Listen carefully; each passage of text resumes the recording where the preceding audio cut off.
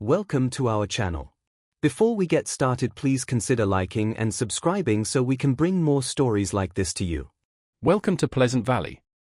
Easy does it, Mom, Emily cautioned, her voice a steadying presence in the chaos of the move. Sarah clutched the railing, each foot placement deliberate. Her injured leg, a bitter souvenir from Kandahar, throbbed a persistent counterpoint to the day's activity. Those 3 steps felt like scaling a cliff face. "I'm all right, Em," Sarah gasped, her breathing shallow. "Just a moment." She paused, her grip tight on the cool metal. The sweet fragrance of freshly mown lawns permeated the air, a welcome change from the clinical odors of the assisted living facility. Emily swallowed a sharp reply. Her mother's stubborn self-reliance was as ingrained as the medal on her dresser. "Let me call that ramp company again. They promised delivery this week." "No ramps yet," Sarah stated, her gaze drifting over the immaculate lawns opposite. Cascading petunias overflowed from hanging planters, not a single blade dared to defy its regimented place. "Let's try fitting in first, shall we?" Emily sighed, smoothing her meticulously styled hair. "Mom, conformity isn't exactly in your DNA." She understood the yearning for normalcy, but denial wasn't the answer. "This is meant to simplify your life, not complicate it." "And it will," Sarah insisted, finally gaining the porch. A spark of her old resolve glinted in her eyes. "Imagine the garden I can cultivate, room for Buster to roam. An end to shared meals and those dreadful bingo nights." Buster, her loyal golden retriever, whined softly from the truck. Sensing her distress, Emily gave her mother's hand a squeeze. "Exactly. A clean slate. No more compromises." She surveyed the tranquil street, a picture of suburban bliss. "This is Pleasant Valley, Mom, safe, peaceful, ideal." She needed it to be a sanctuary, a refuge from the aggressive world of corporate law where she thrived. A place where her mother could find some peace inside. The house possessed the nostalgic aroma of aged wood and sunshine. Emily had painted the walls a cheerful yellow, replacing the outdated wallpaper with contemporary prints. Smaller than their previous home, it felt intimate and manageable. The movers began the task of emptying the truck, their muffled shouts echoing in the unfamiliar space. Sarah sank into an armchair by the window, observing the proceedings with a discerning eye. "That sofa is rather bold, don't you think?" she remarked, eyeing the lively teal velvet Emily had chosen. "It's uplifting," Emily countered, smiling. "Like you're going to be." She knelt beside her mother, taking her hand. "I know it's a big transition, but you're going to love it. I promise." Unseen, from behind the lace-trimmed window across the way, a sharp pair of eyes monitored the scene. Karen Livingston, president of the Pleasant Valley Homeowners Association, meticulously jotted down observations in a slim, leather notebook. Moving van, minor damage, upholstery, questionable choice. Resident, apparent mobility challenges. She tapped her pen against her chin, a crease marring her carefully maintained forehead. The HOA's dedication to impeccable curb appeal was unwavering. This new arrival warranted close scrutiny. Inside, Emily was already orchestrating the movers, directing them with the precision of a seasoned commander. She was a dynamo, Sarah reflected, a whirlwind of competence and drive. She'd come so far. From the quiet child who'd trailed her around the army base to the formidable attorney who commanded respect. At times, Sarah wondered if she deserved such a remarkable daughter. The doorbell chimed, startling Sarah before she could react. Emily was already at the door, a practiced smile gracing her lips. A tall, impeccably dressed woman stood on the porch, holding a casserole dish cocooned in plastic. "Welcome to Pleasant Valley," she chirped, her voice a touch too buoyant, a touch too warm. "I'm Karen Livingston, your neighbor across the street. I thought you might appreciate a little sustenance after such a long day." Emily accepted the dish with a courteous incline of her head. "How kind, thank you, Mrs. Livingston." "Karen, please," the woman insisted, her smile unwavering. "And don't hesitate to reach out if you need anything at all. We're a very tight-knit community here in Pleasant Valley. We look after one another." Sarah watched from the living room, a flicker of apprehension stirring within her. The woman's smile seemed forced, her gaze a little too probing. Perhaps Pleasant Valley wasn't quite the utopia Emily imagined. Perhaps it was a little too perfect for its own good, the aesthetic mandate. The Pleasant Valley Community Center buzzed with the drone of fluorescent tubes, their stark light bleaching the rows of folding chairs. Karen Livingston, HOA president, punctuated the silence with the tap-tap-tap of a perfectly filed nail against her agenda, her laser focus scanning the assembled homeowners. Beside her, Harold Jenkins perched nervously, adjusting his spectacles. He anticipated the coming storm. "All right," Karen announced, her tone sharp and commanding. "Let's address the recent breaches of our community covenants." A wave of subdued sighs swept through the room. Harold winced, regretting his forgotten stress ball. "First, the Elm Street Garden Gnome incident," Karen stated, a moue of distaste twisting her lips. 3 gnomes. 3. And 1 was angling. In a decorative puddle, utterly unacceptable. From the rear, Mrs. Gable tentatively offered, "But Karen, they added such a whimsical touch. My grandchildren adored them." Karen's smile remained purely cosmetic. "Whimsy is subjective, Mrs. Gable. Conformity, however, is not. HOA regulations clearly stipulate exterior decor must preserve a unified appearance and enhance property values." She navigated the hefty binder with practiced dexterity, her finger landing precisely on the relevant clause. "Gnomes, in their very essence, defy unification." Harold bobbed his head with gusto, eager to demonstrate his allegiance. "Precisely, Karen, harmonization is paramount. We can't allow things to become chaotic." Karen leveled a chilly glare in his direction. "Exactly, Harold, thank you." Turning back to the room, she continued, "The Sanchez family on Oak Avenue has elected a contentious shade of beige for their exterior trim. Desert Sunset, they call it. I consider it an affront." A low murmur of assent rippled through the assembly. Beige was a given. Desert Sunset reeked of recklessness. "Our approved spectrum encompasses 27 exquisite variations of beige, cream, and off-white," Karen elaborated, her voice dripping with disapproval. "There is simply no justification for such flagrant disregard for our community's visual harmony." Harold cleared his throat meekly. "Perhaps a gentle reminder," he ventured. Karen impaled him with a steely gaze. "A reminder, Harold, we dispatched 3 letters, 2 emails, and a rather pointed postcard showcasing an especially garish, mismatched McMansion. The era of gentle reminders has passed." Harold shrunk back in his seat, crestfallen. He hadn't grasped the extent of the escalation, preoccupied as he was with selecting the most aesthetically pleasing fertilizer brand. "The Sanchez family has 14 days to rectify their paint selection," Karen declared. "Non-compliance will incur a fine of $500, and the HOA will commission a professional repaint at their expense." A collective gasp rippled through the room. $500, the authority Karen wielded was daunting, yet, Harold conceded, undeniably impressive. He respected her unwavering resolve, even when he struggled to fully grasp its nuances. "Now, I realize some may deem these standards stringent," Karen conceded, her voice taking on a softer timbre. "But I assure you, they serve a vital purpose. A cohesive neighborhood visage translates to elevated property values. Higher property values translate to a more flourishing community for each and every one of us." She paused for dramatic effect, allowing her words to resonate. The promise of increased net worth was a potent persuader. "We are not merely maintaining facades," Karen concluded, her voice ringing with conviction. "We are safeguarding your assets. We are securing the future of Pleasant Valley." Harold applauded with gusto, his enthusiasm bordering on excessive. Several heads swiveled in his direction. He swiftly lowered his hands, a hot flush rising on his neck. He merely sought to be agreeable, to avert any discord. Karen articulated everything with such clarity, such order. He lacked the motivation to challenge her reasoning, to formulate independent opinions. It was simpler, safer, to simply concur. As the meeting dissolved, Harold shadowed Karen, gathering discarded documents and realigning chairs. "You managed that masterfully, Karen," he whispered, admiration coloring his tone. "The Sanchez family is certain to recognize the error of their judgment now." Karen rewarded him with a genuine smile. "Thank you, Harold. It's reassuring to have a board member who appreciates the gravity of our mission." She patted his arm reassuringly. "Now, regarding the petunias on Maple Drive. I suspect they lean a bit too aggressively toward magenta. A memorandum might be warranted?" Harold nodded with alacrity. "Certainly, Karen. A memorandum it shall be." As they exited the community center, Harold felt a renewed sense of purpose. He might not be the one in charge, but he was contributing his part. He was instrumental in upholding the neighborhood's appeal, protecting investments, and securing Pleasant Valley's destiny. And, most importantly, he was pleasing Karen. That, in its own right, felt like a triumph. A ramp in the backyard.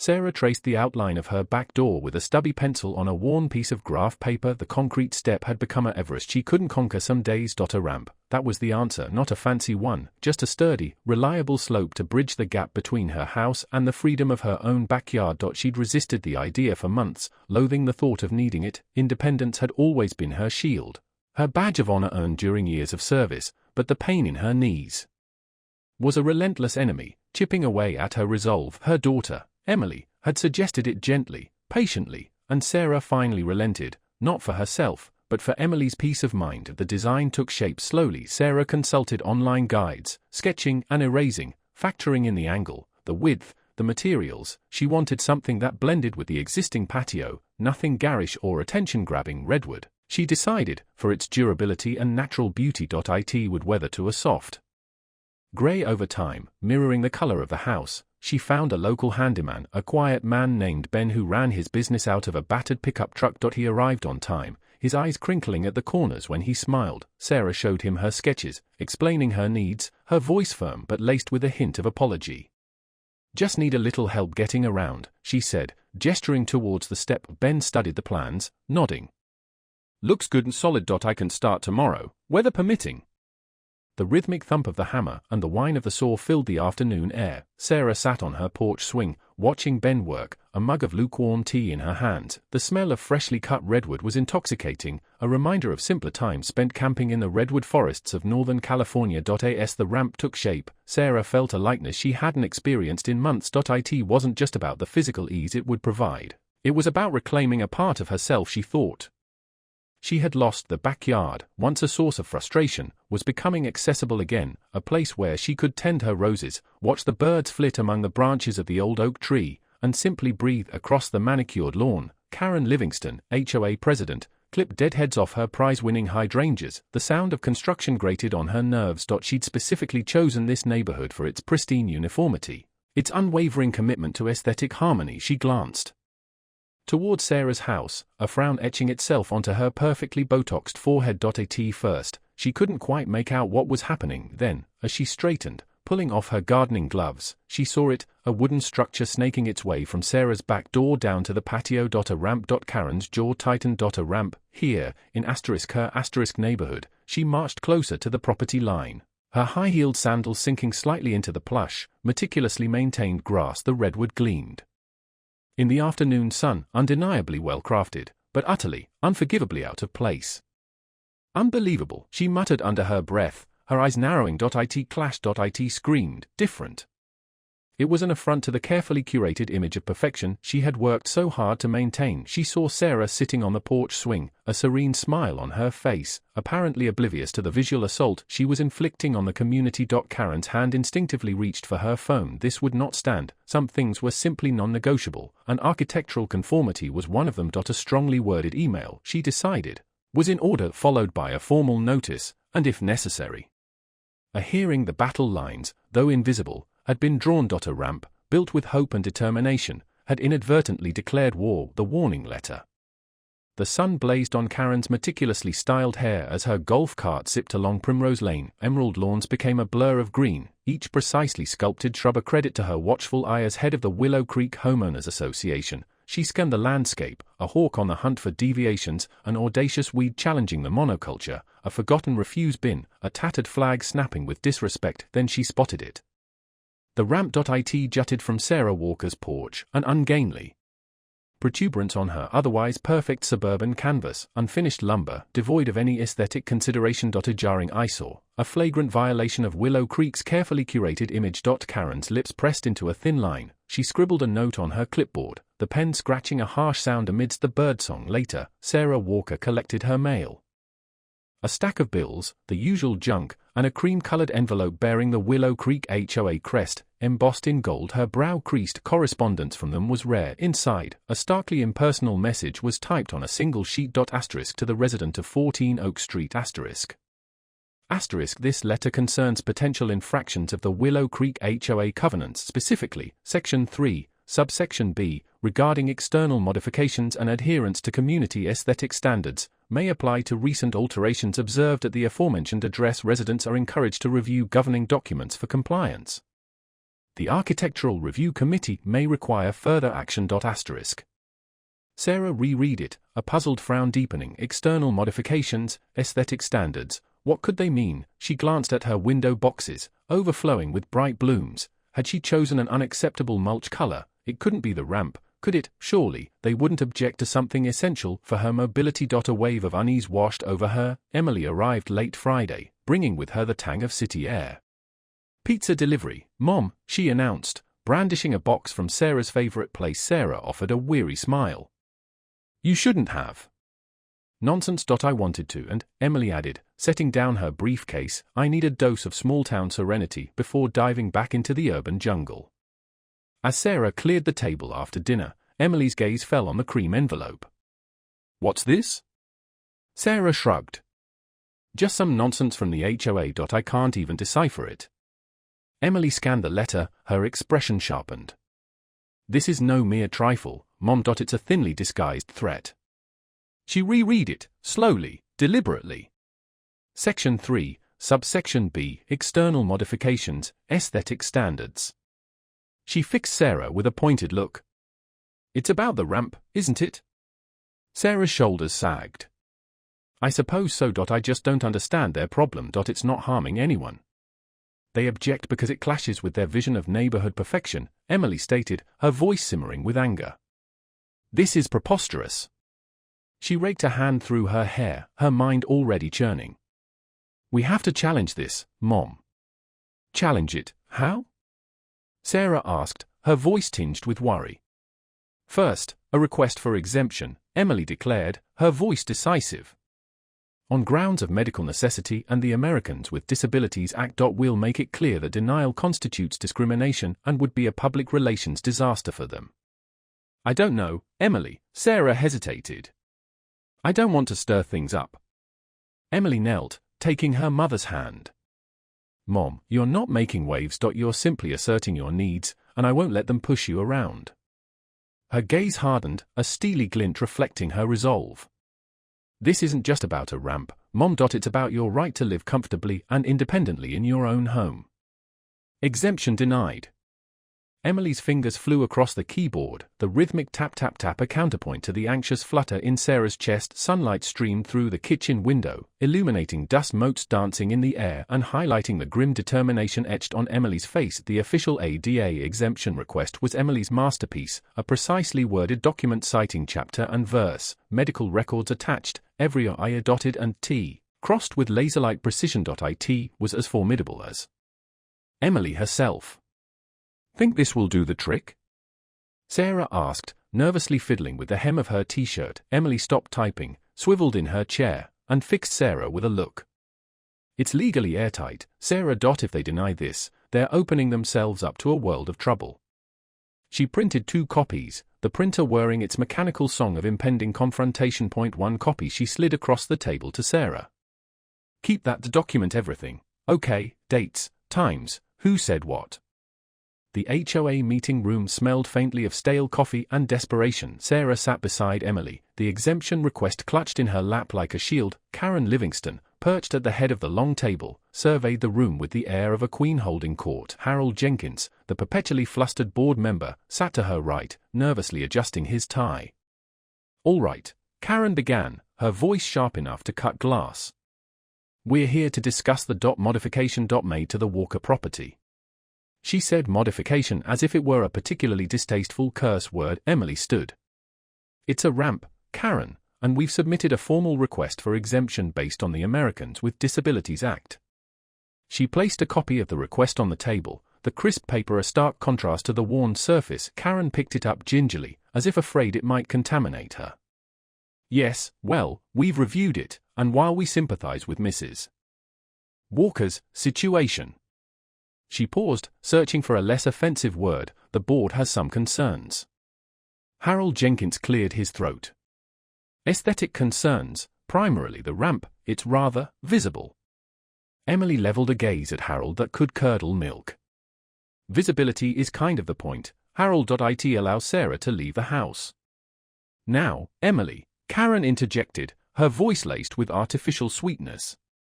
We have to consider the impact on property values. Willow Creek is a highly desirable community. People pay a premium to live here. A ramp, it might deter potential buyers. Sarah felt a surge of anger. So my ability to live a normal life is less important than your precious property values? Karen's smile tightened. It's about maintaining the integrity of the community, Sarah. We have to consider the greater good. Emily leaned forward, her voice low and dangerous. The greater good doesn't trump federal law, Karen. Denying this exemption is discriminatory, plain and simple. Karen waved a dismissive hand. We're not denying her anything. We're simply requesting that she explore alternative solutions, perhaps a less obtrusive design, something that blends in better with the landscaping. There is no alternative that allows me to safely and independently leave my home, Sarah stated, her voice trembling slightly. This ramp is not a matter of aesthetics, it's a matter of accessibility. Karen turned to Harold. Harold, have you anything to add? Harold, trapped between Karen's steely gaze and Emily's simmering fury, stammered, I think Karen's made some very valid points. Karen beamed. Thank you, Harold. All right then, all in favor of denying the exemption request? She raised her hand. Harold, with a pained expression, reluctantly followed suit. Exemption denied, Karen declared, her voice triumphant. Emily stood up, gathering her things. You've made a mistake, Karen. A very big mistake. Sarah, her heart sinking, followed Emily out of the room. The stale coffee smell clung to her clothes, a bitter reminder of the injustice she had just witnessed. Outside, the setting sun cast long, ominous shadows across the manicured lawns of Willow Creek, turning the pristine landscape into a stage for a looming battle, the ramp's removal.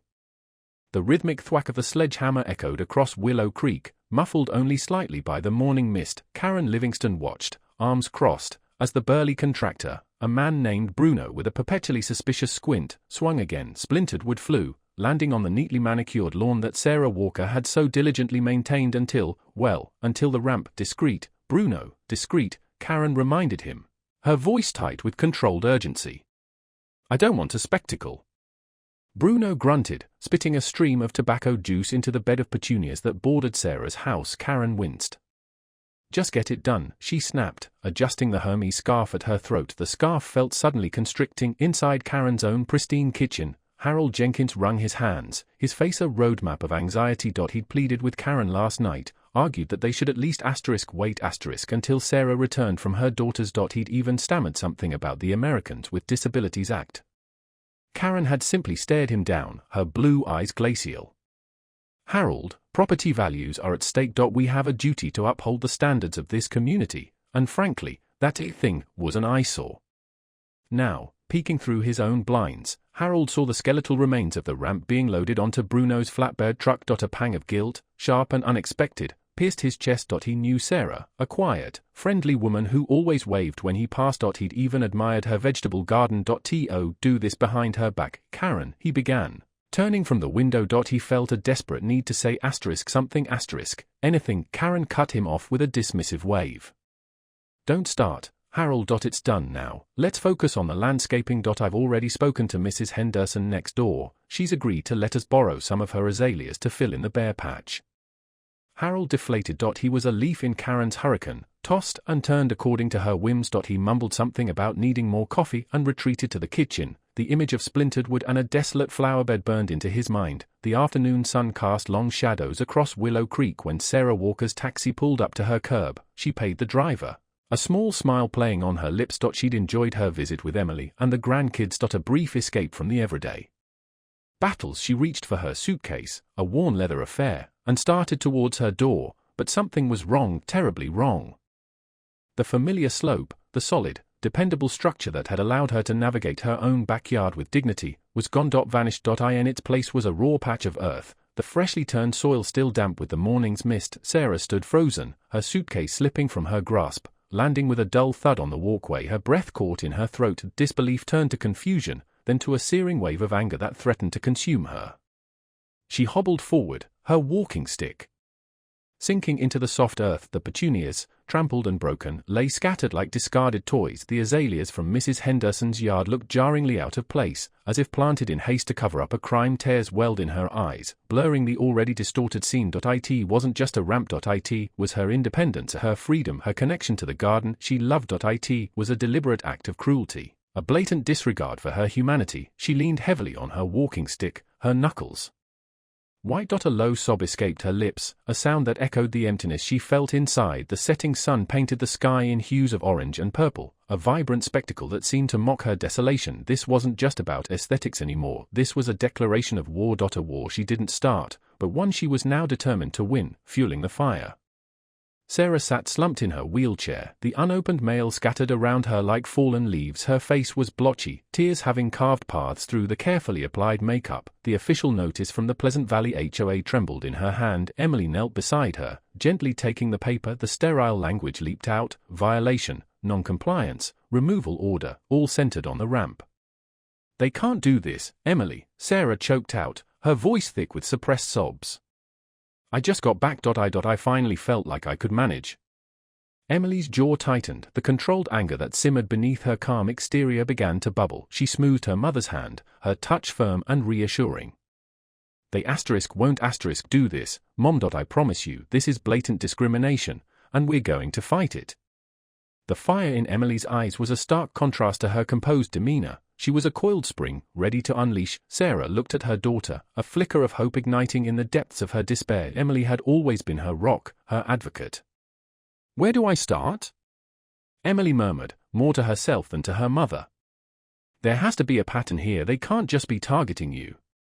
The next morning, Emily's home office transformed into a war room. Stacks of legal pads, color-coded sticky notes, and printouts from the county records office covered every surface. She started by combing through the HOA's bylaws, highlighting inconsistencies and vaguely worded clauses. Then, she delved into public records, searching for past lawsuits, complaints filed with the state, and any hint of financial irregularities.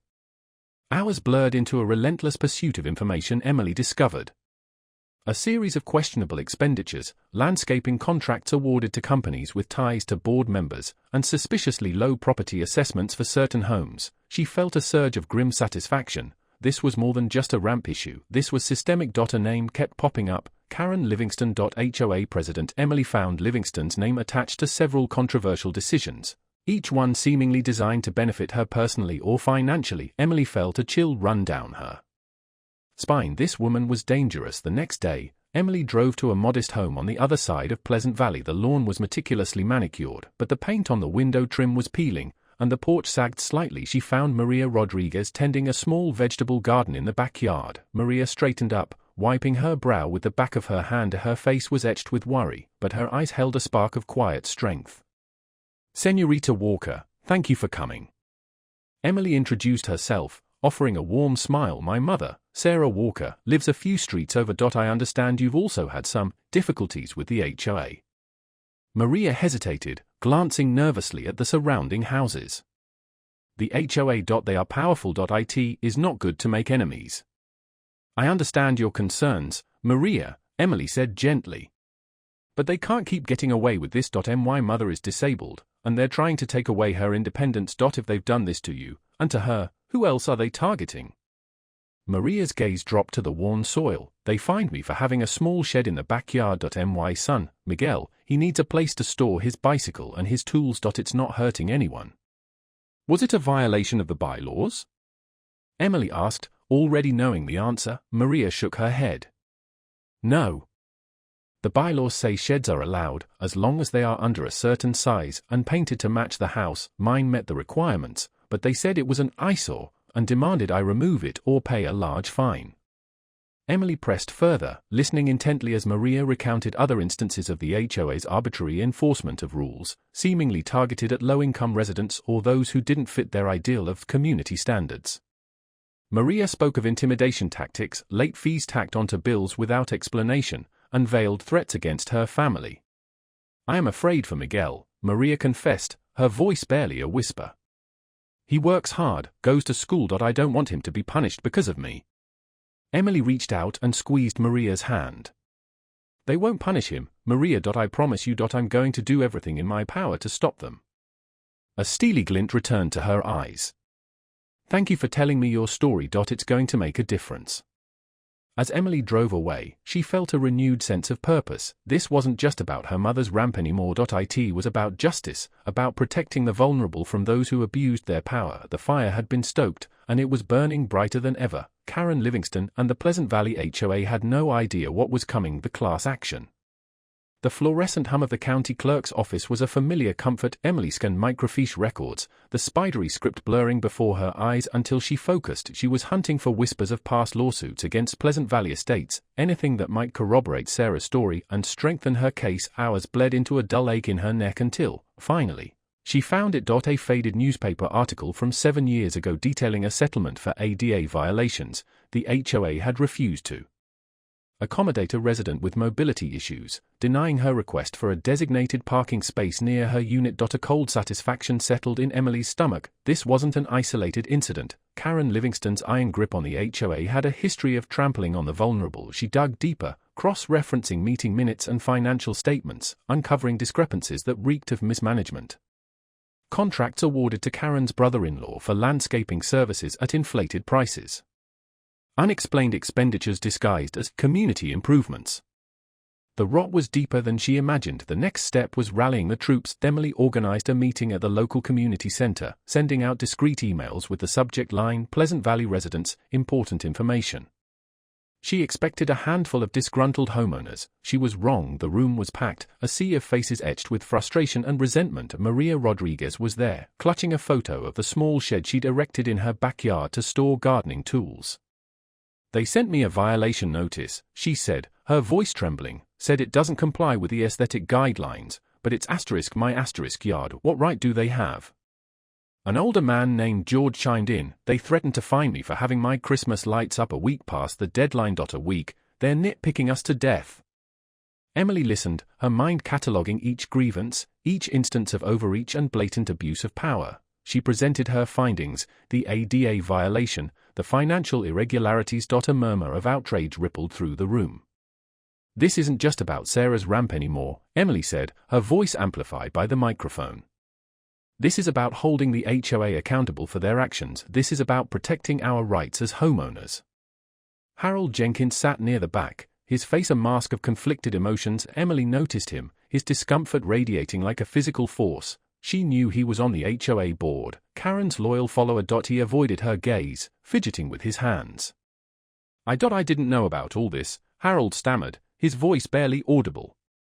Karen. She always said she was acting in the best interests of the community. The best interests?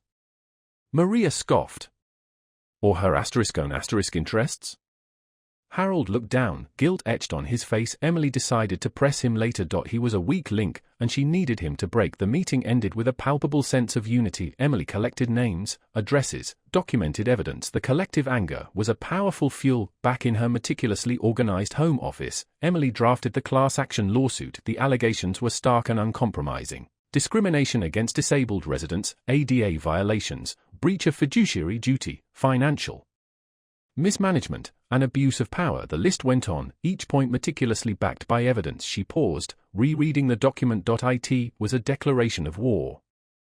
The next morning, Emily stood at the counter of the county courthouse, the thick stack of legal documents heavy in her arms. She watched as the clerk stamped the paperwork with a resounding thud. The action was filed. The lawsuit was initiated. As she walked out into the sunlight, Emily felt a surge of adrenaline. This was just the beginning. The fight would be long and arduous. Karen Livingston wouldn't go down without a fight, but Emily was ready.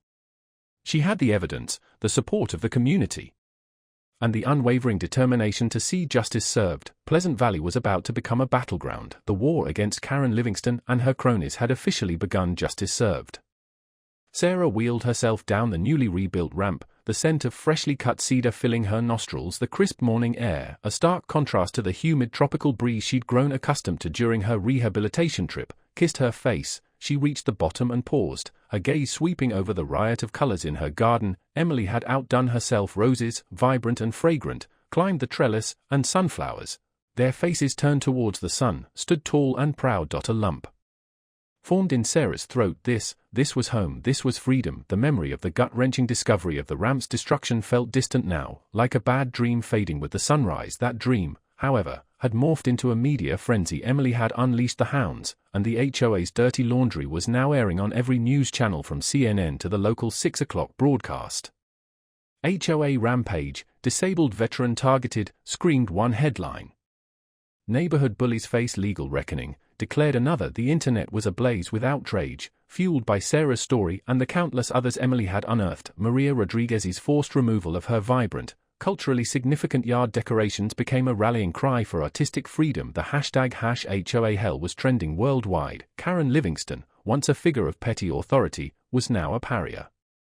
Emily watched with grim satisfaction as the news footage showed Karen stumbling over her words during a press conference, her carefully crafted facade of benevolent leadership crumbling under the weight of public scrutiny. Harold Jenkins, looking pale and perpetually nervous, stood beside her, his gaze fixed on the ground. Emily had subpoenaed every email, every financial record, every meeting minute. The evidence was damning. And inflated landscaping contracts, questionable vendor agreements, and blatant favoritism towards board members were all laid bare for the world to see. Inside the courtroom, Karen sat stiffly, her usual confidence replaced with a palpable anxiety. Harold avoided eye contact, fiddling with his tie. Emily, calm and collected, presented her case with surgical precision. She introduced witness after witness, each recounting stories of intimidation, harassment, and financial exploitation at the hands of the HOA. Maria Rodriguez, her voice trembling with emotion, spoke of the cultural heritage the HOA had tried to erase. Other homeowners echoed her sentiments, describing arbitrary rules, selective enforcement, and a general atmosphere of fear. Then it was Sarah's turn. As she wheeled herself to the witness stand, a hush fell over the courtroom. She spoke simply and directly, her voice unwavering. She described the independence the ramp had given her, the devastation of its destruction, and the principle at stake, the right to live with dignity and respect. Karen's lawyer attempted a weak cross-examination, trying to paint Sarah as a troublemaker, but Emily swiftly shut him down, citing relevant laws and precedents with laser-like accuracy. The judge, a stern woman with a no-nonsense demeanor, listened intently, taking copious notes. After a brief recess, she returned to deliver her verdict. Her words were clear and decisive. The HOA was found guilty of discrimination, harassment, and abuse of power. The court ordered the immediate reinstatement of Sarah's ramp, compensation for damages, and mandatory sensitivity training for all HOA board members. Furthermore, the court ruled that the HOA was to be dissolved, its authority transferred to a newly formed homeowners association operating under revised bylaws designed to ensure transparency, fairness, and respect for individual rights. A collective sigh of relief swept through the courtroom. Sarah squeezed Emily's hand, a silent thank you passing between them. Maria Rodriguez wept openly, embracing her neighbor, back in her garden. Sarah took a deep breath, the scent of roses filling her lungs. A robin landed on the edge of her rebuilt birdbath, chirping merrily. The sun warmed her skin, and a gentle breeze rustled the leaves of the trees. She watched a butterfly, its wings a kaleidoscope of colors, flit from flower to flower. It was a small thing, but it represented something profound: freedom, justice, and the quiet beauty of a life reclaimed. The battle had been hard-fought, but the victory was sweet. She wasn't just a disabled veteran anymore. She was a symbol. A symbol of resilience, of hope, and of the power of one person to stand up against injustice and win.